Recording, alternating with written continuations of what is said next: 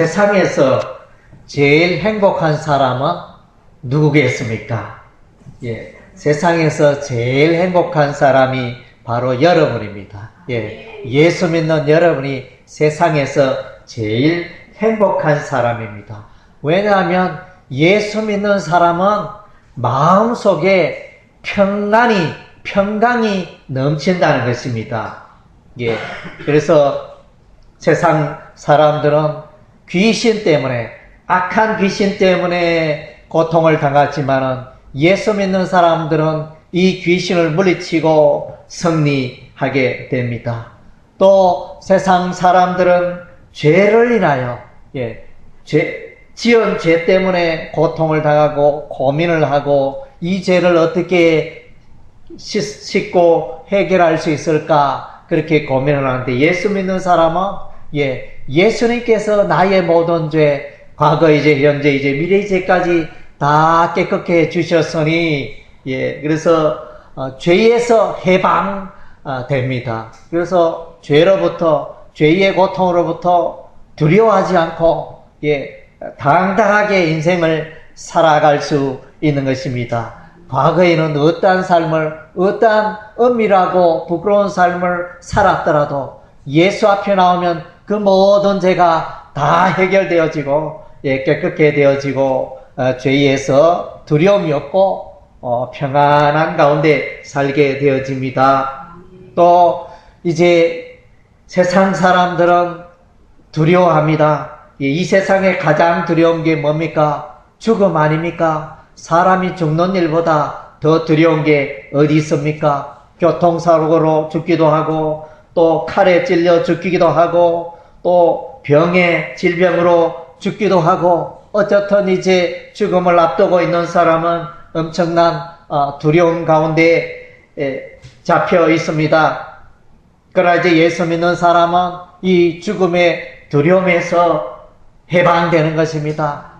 죽음을 염려하지 않습니다. 왜 그렇습니까? 저 영생의 천국이 이 땅보다 더 낫고 더 영원한 천국이 있기 때문에 그 천국을 바라고 소망하고 살아가기 때문에 두려움이 없습니다. 그래서 이제 사람들이 이렇게 말합니다.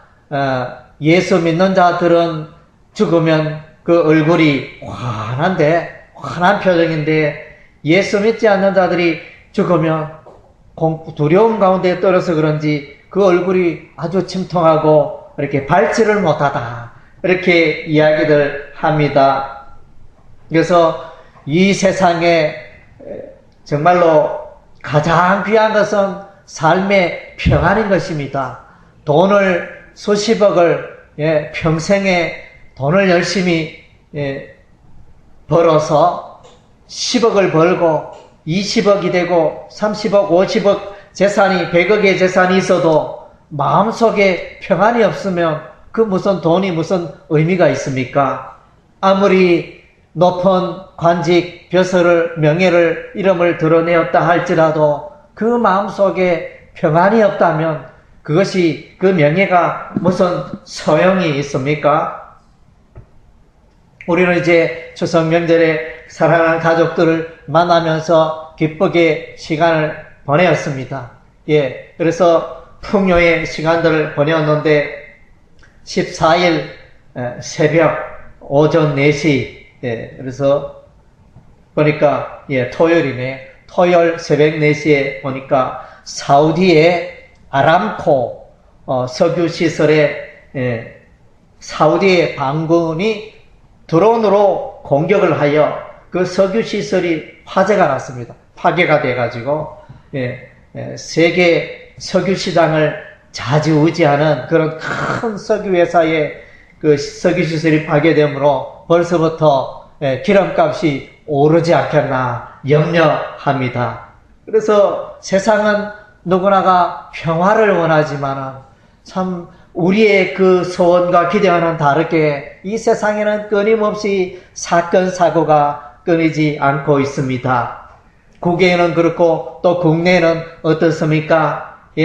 그래서 조국 씨가 법무부 장관이 되는 것, 임명되는 그걸로 인하여 정부와 국회가 힘겨루기를 하고 또 정부와 검찰청이 힘겨루기를 하고 이제 추석 이후에 또 이것이 어떻게 풀려갈지 이러한 갈등과 고민이 어떻게 풀려갈지 우리는 지켜보고 있지 않습니까? 정말로 참 한가위는 너무나 풍요로운 명절이죠. 그래서 말이 더도 말고 덜도 말고 한가위만 같아라. 그래서 이제 한가위가 되면 먹을 것이 있고 보릿고개를 지나고 햅쌀이 나오고 그래서 기대감이 있고 설렘이 되는 그런 이제 추석인데 여러분 어떻습니까? 예, 추석 명절이 이제 다 지나고 맛있는 음식을 저는 이제 맛있는 음식을 먹어도 참 이렇게 만족이 없었습니다.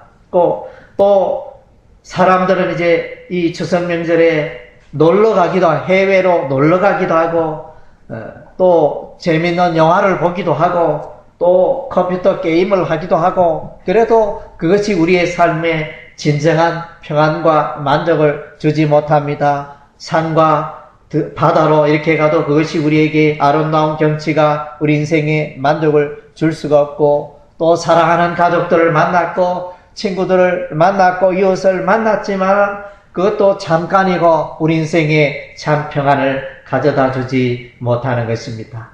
이제 우리는 이제 형님들이 포항에 계셔서 포항에 내려가가지고 형님 댁에서 모여서 예배를 드리고 그리고 이제 포항 요양병원에 어머니가 92세 어머니가 계시는데 그래서 이제 병문안을 하고 그리고 나서는 이제 거기 그 요양병원이 성도동에 있는데 그 성도 그쪽에 가까이 그 바다가 보이는 그 카페에서 커피점 바스쿠치에서 우리가 우리 가족 4명이 커피 한잔하고 그렇게 올라왔습니다. 집으로 이제 올라왔는데 돌아보면 뭐 커피 가족끼리 모여가지고 이렇게 같이 하고 또 바다 보이는 커피집에서 커피 한잔하고 하는 그게 참 명절 지나볼 때 참 우리가 의미 있는 모임이었다. 그 정도였습니다. 우리 인생에 어디에도 참된 평화와 만족이 없습니다. 어떤 소년이 있었습니다. 이 소년이 보니까 저기 마을에 무지개가 보였습니다. 그래서 이 소년은 그 아름다운 무지개를 보기 위해서 그 마을로 달려갔습니다. 그런데 거기에는 무지개가 없었습니다. 그리고 소년이 또 이래 보니까 저기 소나무 위에 무지개가 있었습니다. 그래서 그 소나무 쪽으로 막 달려갔습니다. 그러나 이제 거기에도 무지개가 없었습니다. 그리고 이제 저 언덕 위에 무지개가 걸려 있어서 언덕으로 달려갔습니다. 그런데 언덕에 가보니까 무지개가 없었습니다. 또 나지막한 산이 있는데 그 산에도 올라가 봐도 무지개는 보이지 않았습니다.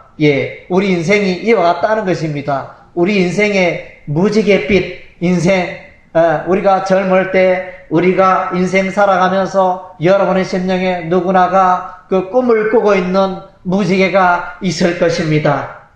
그 무지개를 여러분 잡았나요? 그러나 이제 그 무지개는 잡히지 않고 손에 잡히지 않고 자꾸만 저 멀리 있고 나와는 관계없는 이런 것을 보게 되어집니다.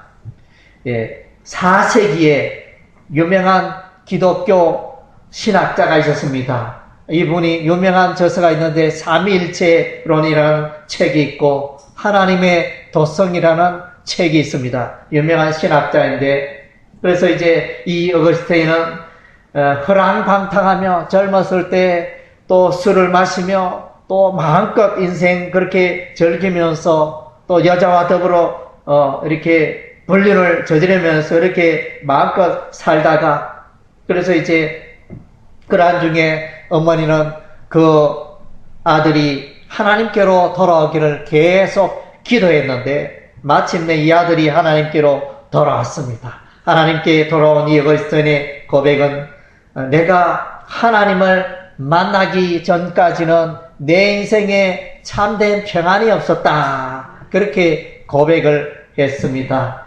갓난아기가 빽빽거리며 울다가 엄마가 안아주면 울음을 뚝 그치듯이 우리 인생에 참된 평안은 하나님 품에, 예수 품에 안길 때 우리의 참된 평안이 있다는 것입니다.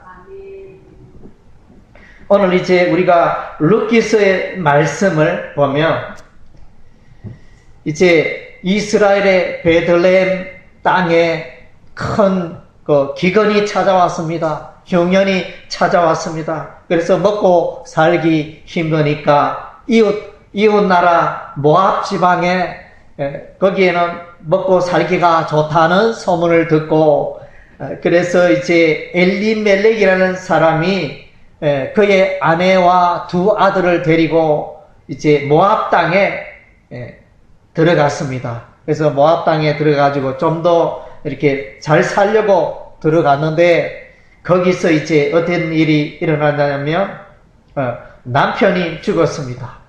그 아버지 남편이 죽고 또 두 아들 말론과 기론이 그 모압 땅 이방 땅에서 죽었습니다. 그래서 이제 말론과 기론의 뜻은 이제 말론은 병약하다는 의미고 기론은 낭비하다는 의미입니다. 그래서 이제 모압 땅에 가서 그 아내 이름은 나오미였는데 나오미와 그 남편 엘리멜렉과 두 아들 말론과 기론이 모압 땅에서 살았는데 질병이 찾아오고 참 인생 잘 살려고 했는데 헛된 인생 되었다. 그래서 그래가지고 마침내 이 나오미는 베들레헴에 이제 먹을 것이 있고 베들레헴에 풍요함이 있다, 곡식이 있다, 양식이 있다는 소식을 듣고 다시 모압 땅에서 베들레헴으로 이스라엘의 베들레헴으로 이렇게 돌아오게 됩니다. 그래서 이제 그래 돌아가니 사람들이 아이고 나오미가 왔구나. 나오미라는 이름은 나의 기쁨, 기쁨의 의미가 있습니다. 그런데 정말로 마음이 어둡잖아요. 나오미는 모압 땅에서 남편 잃고 두 아들 잃고 이렇게 오니 너무나 마음이 아프잖아요. 동네 사람들 인사해도 나를 나오미라 하지 말고 마라라 하라. 마라는 이제 괴로움. 내 마음속에 고통과 괴로움이 가득하다. 이러면서 동네 사람들에게 그렇게 이야기를 했습니다. 그러나 이제 그 며느리가 두 며느리가 있었는데 한 며느리는 오르바였고 한 며느리는 룻이었습니다. 그래서 오르바는 모압 땅에 머물고 이 한 며느리 룻은 끝까지 시어머니를 쫓아 베들레헴에 이렇게 들어왔습니다. 그래서 이제 이 며느리가 나중에 다윗의 가문의 그 정조 할머니가 되는 그런 이제 영광을 누리게 됩니다. 베들레헴이라는 이 도시의 이름은 떡집이라는 의미가 있습니다. 히브리어로 이제 베들레헴은 바이트라는 바이트, 그것은 집인데, 집이라는 단어와 레헴은 떡인데, 떡을 의미하는 단어인데, 그래서 바이트와 레헴 이 두 단어가 합해져서 베들레헴이 된 것입니다. 그래서 떡집이라는 그런 의미가 있습니다. 그래서 이제 떡집은 먹을 거 있잖아요. 그래서 이제 이 베들레헴은 다윗이 태어난 동네고, 이 베들레헴에 예수님이 또한 태어나잖아요. 그래서 이제 떡집이 되어지는, 인생의 떡집이 되어지는 이 베들레헴, 그런 의미가 있습니다. 그래서 이들이 엘리멜렉은 그 이름이 남편인데 그 이름은 하나님은 나의 왕이시다, 그런 의미입니다. 그런데 하나님은 이 엘리멜렉은 이름은 화려하게 잘 지어놨는데 그의 인생은 그 이름과 다르게 살았습니다. 하나님이 그 인생의 왕이 되어서 하나님 말씀대로 살아가는데 하나님 말씀 멀리하고 하나님의 그 땅, 가나안 땅, 이스라엘 땅을 버리고 이방 땅, 우상을 섬기는 금호소신 우상을 섬기는 그 땅에 가서 살다가 모든 것을 잃어버리는 그런 이제 남편 엘리멜렉이었습니다. 그래서 이제 이들은 하나님을 떠나서 두려움 가운데 인생을 살았습니다. 그러나 이제 모압 땅의 두려움 가운데 나오미와 롯이 살다가 이제 다시 이스라엘 땅 베들레헴으로 돌아오니 평안과 안식이 그들을 맞이했던 것입니다. 누가복음 12장에 보면 이제 어떤 부자 비유가 나옵니다. 부자가 있었습니다. 그래서 아마 농사를 많이 짓는 근농이라 그러나 농사를 조금 짓는 게 아니고 논밭이 수백 평, 하여튼 수천 평 되어지는 그런 이제 거부가 되어지는데 이 거부가 이제 그에도 농사가 잘 되었습니다. 그래서 이 거부는 그 집에 누워서 생각을 합니다. 아니 창고가 한정되어 있는데 작년보다 올해 농사가 더 잘 되었는데 이 곡식을 어디에 창고가 부족한데 어디에 두어야지 이러면서 고민을 했습니다. 그러면 생각해 보니까 이 창고를 헐고 다시 더 크게 지어가지고 이 곡식을 양식을 사놔야 되겠다 이렇게 생각을 했습니다. 그러나 이제 이 부자는 그런 중에 있으면서 이제 이 많은 그 양식, 곡식 때문에 그의 농사가 풍년이 들므로 인하여 염려 가운데 빠졌습니다. 이 곡식을 어디에 두나 인생살이가 늘 그런 것 같습니다. 올해 무슨 곡물이 잘 되었죠? 대표적인 게 양파가 잘 되었잖아요. 양파가 작년에 비해가지고 너무 재배가 많이 되어가지고 아마 작년 대비 한 40% 정도 작년에 100만원 받았다면 올해 한 60만원 정도 농사 짓는 사람이 별로 재미를 못 봤어요. 하여튼 농부가 그 양파 농사들에 많이 그렇게 잘 돼가지고 올해는 정말로 돈을 많이 얻을 수 있겠다 이렇게 생각했는데 돈이 되겠다 싶어 생각했는데 막상 시장에 가니까 이게 어떻게 작년보다 가격이 폭락하니까 재미가 없잖아요. 또 그것 때문에 농부는 염려 걱정하게 되어집니다. 누가복음 19장에 보면 이제 세리장 삭개오가 나옵니다. 여리고 세무서의 서장격이 되어지는 이 삭개오 부자였습니다. 그래서 부자였지만은 이 삭개오의 마음에는 늘 마음에 불안하고 평안이 없었습니다. 어느 날 여리고 도시에 예수님이 온다는 소문을 듣고 이 삭개오는 예수님을 만나기 위해서 나아갔는데 벌써 동네 사람들이 예수님을 예워사고 키가 작은 삭개오는 예수님 얼굴 보러 왔는데 얼굴도 못 보고 이거 어떡하나 이러다가 마침 거기에 돌 무화과 나무가 있어가지고 그 나무에 올라가지고 그래서 그 나무에 올라가니까 저기 예수님이 보인다 이러면서 예수님을 보고 있었는데 그래서 이 삭개오의 눈이 예수님과 눈이 딱 마주쳤습니다. 그때 이제 예수님이 삭개오에게 말합니다. 삭개오야 내려오너라. 내가 내 집에 머물러야 되겠다. 그래서 이제 삭개오는 나무에 내려와서 즐겁게 예수를 영접하는 그 장면이 나옵니다.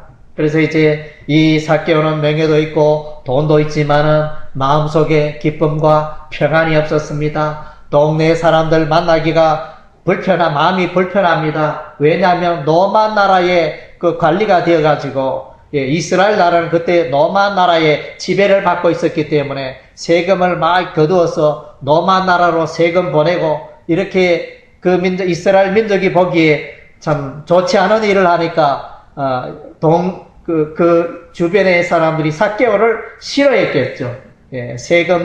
세금쟁이 삭개오를 싫어했는데 그러나 예수님 만남으로 이 삭개오는 기쁨을 얻고 평안을 얻고 그래서 예수님은 이 삭개오를 향하여 잃어버렸던 자를 찾았다.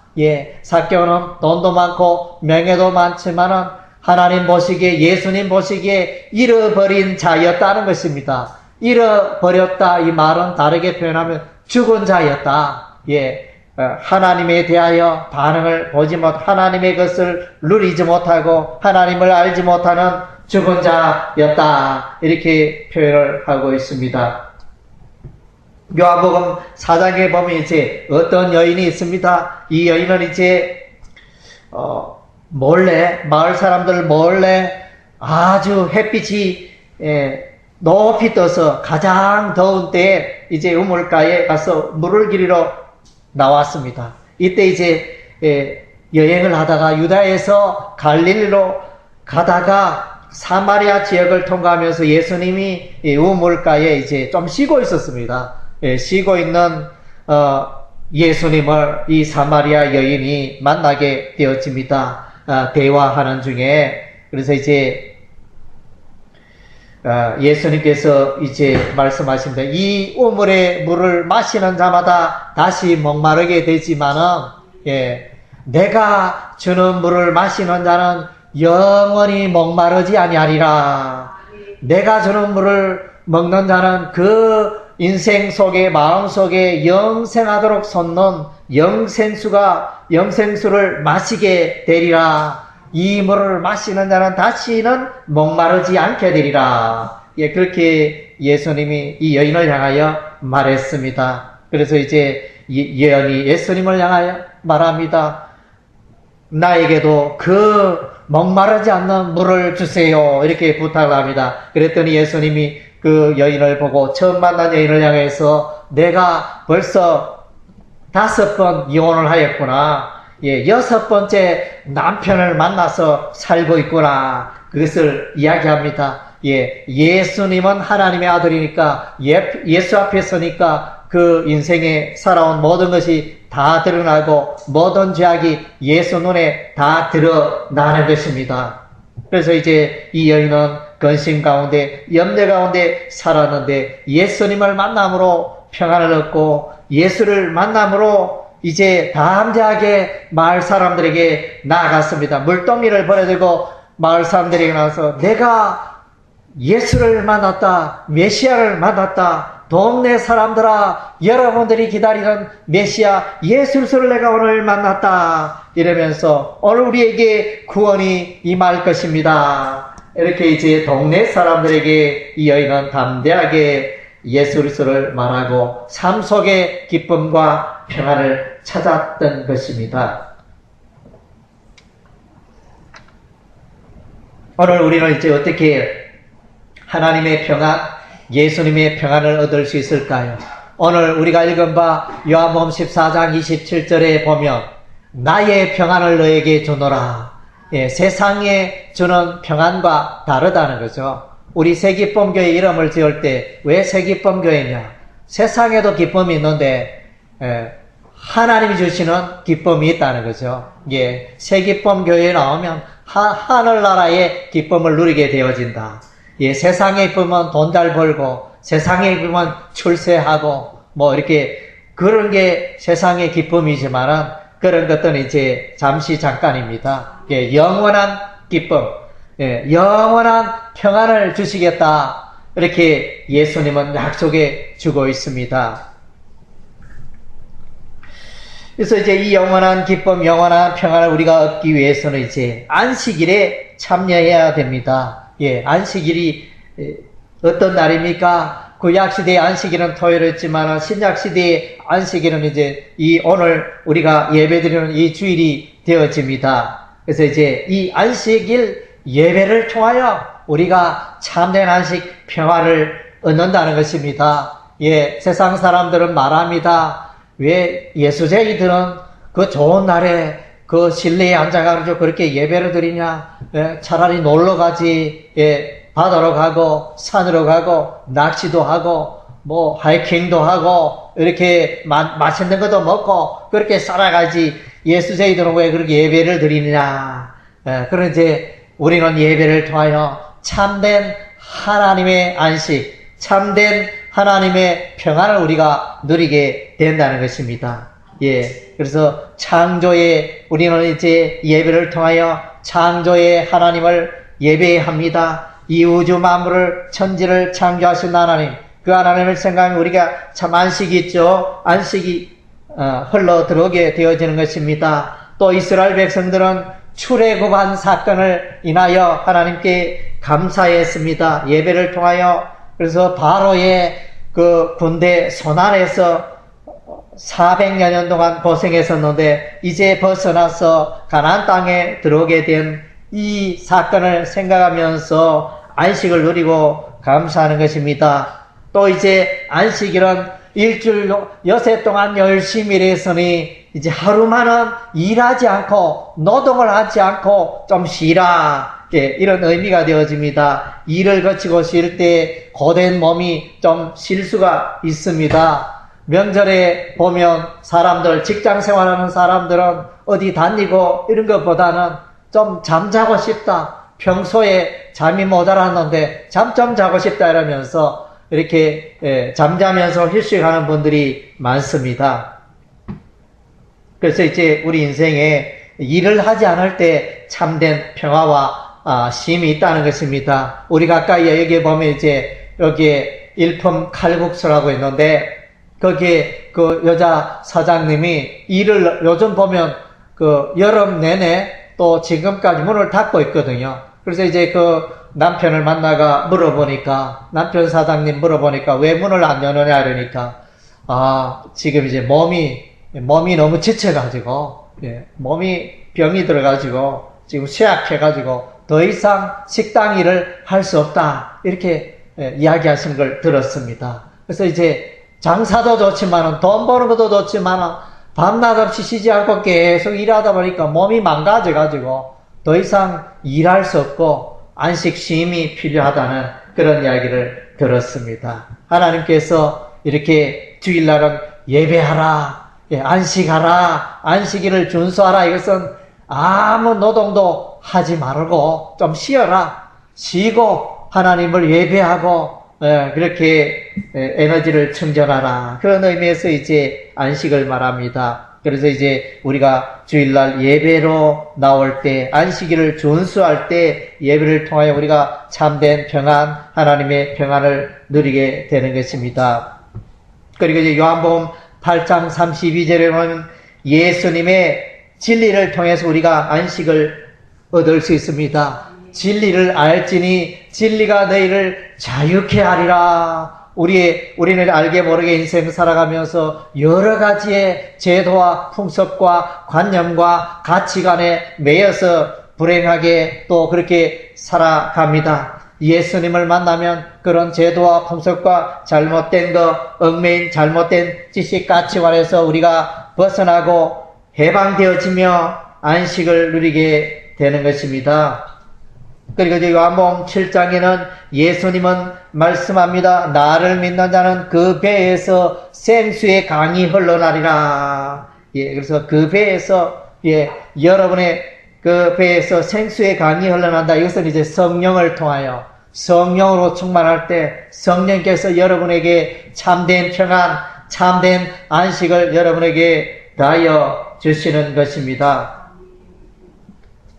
그리고 이제 우리는 이제 이 안식에 참여하기 위해서는 믿음으로 믿는 자에게 참된 안식이 주어지는 것입니다. 예수를 믿을 때 참된 안식이 주어집니다. 히브리서 4장에는 이스라엘 백성들이 광야 그 여행을 하다가 마침내 가나안 땅에 들어갔습니다. 가나안 땅에 들어가서는 더 이상 떠돌이 이동 생활을 하지 않고 거기에 거주하면서 무화과나무와 포도나무와 감람나무와 그 열매를 먹으면서 우물을 파고 이제 안식의 땅에 그렇게 이스라엘 백성은 살았습니다. 그러나 이제 히브리서 4장은 말하기를 그것은 이제 참된 안식이 아니고 그것은 참된 안식의 그림자에 불과하다. 상징에 불과하다. 진정한 안식은 예수님을 만날 때 참된 안식이다. 이렇게 말씀해 주고 있습니다. 누가복음 2장에 보면 예수님의 탄생에 대해서 이렇게 노래합니다. 땅에서는 하나님이 기뻐하신 사람들 중에 평화로다. 평화로다 이럴 때 이 평화는 평강과 같은 의미입니다. 에이레네, 헬라어로 에이레네 이래 되어지는데 그 번역할 때 평화로 번역하기도 하고 평강으로 번역하기도 하고 평안으로 번역하기도 하고 그러하기 때문에 그래서 예수님이 오심으로 이 땅에 평안이 임한다는 것입니다.